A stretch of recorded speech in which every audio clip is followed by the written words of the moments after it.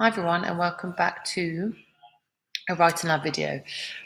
This video covers mastering fluency in your IELTS speaking exam. So I wanted to really focus on looking at particular difficulty in speaking exams from which I've recently seen again with a student that I was working with, and I wanted to share some of the lessons that we both learned from that.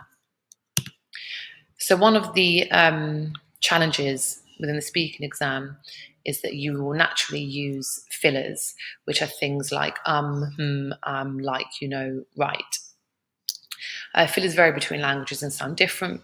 They could be written differently and pronounced differently, but the common denominator is that they represent hesitation or uncertainty. They're very hard to not use in more kind of everyday speech and more regular situations, but it's important in your IELTS exam that these are really intentionally thought about and removed in your preparation, so that when it comes to the day, you've barely got any, because they want you to be accurate and clear and fluent.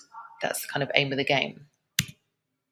So why do we use them? Simply because, they are natural pauses that we have, hesitations. Sometimes they can be uncertain moments. They represent our thinking, and they can kind of alleviate from the formality of the situation. However, your IELTS speaking exam is, of course, a formal situation or scenario. So that's why we need to be really mindful about not using them, or as little as possible. So how do you remove them from your speaking for your IELTS exam? These are 4 top things that I suggest that I think are really helpful, and things that my student and I kind of took from our practice. Number 1, slow down and don't rush. It's a timed assessment, but the objective is not to compete with time. And yes, you're aware of time, but it's much better to focus on your accuracy and just not really think about the time and slow down. Say things you want to say and mean, rather than for the sake of it. So this will result in a more authentic, sincere response, where your brain won't go into fight versus flight mode. You can instead speak in a clear and calm manner. So the more genuine and sincere you are, the less you are having to think on your feet and panic, and therefore probably interject more fillers than you would really want. Accept that if you do use a filler, it's okay. So some fillers are not detrimental. It just becomes a problem if they are extremely frequent and block you from speaking with clarity. So some are okay. It's not that you need to think you can't have any and then that results in failure. But we need to be very mindful of them and veer away from them, and instead take a pause. So pausing is far better than hesitating with multiple or repeated filler words.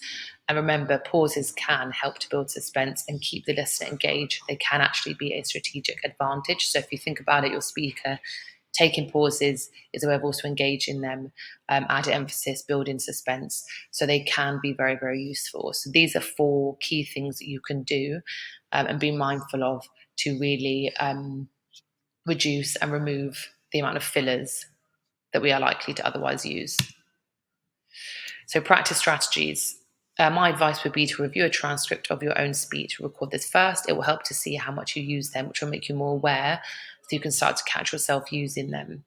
2, record yourself speaking about one period of time to another, i.e. the start of the day to the end, or go even go smaller when you woke up to lunchtime, and only allow yourself to use pauses when describing this rather than fillers, and keep doing that again and again until pauses is more of a natural sort of reliance that you have within your speech, because that's far, far better than having lots of fillers, because that makes you kind of come across as unsure and unconfident and unprepared. Practice speaking about everyday topics within IELTS, about the topics that typically come up, so you are prepared and there is a familiarity to the topics. So again, you have that more natural, fluent-like level of speech. So the more you're prepared, whereas if you don't really go through all the topics, you might kind of feel that you're caught off guard, and therefore again have too much of a reliance on the fillers. Thank you for watching. I hope this was useful. And of course, have a look at writinglab.io and look out for more content to help you with your IELTS exam. Thank you.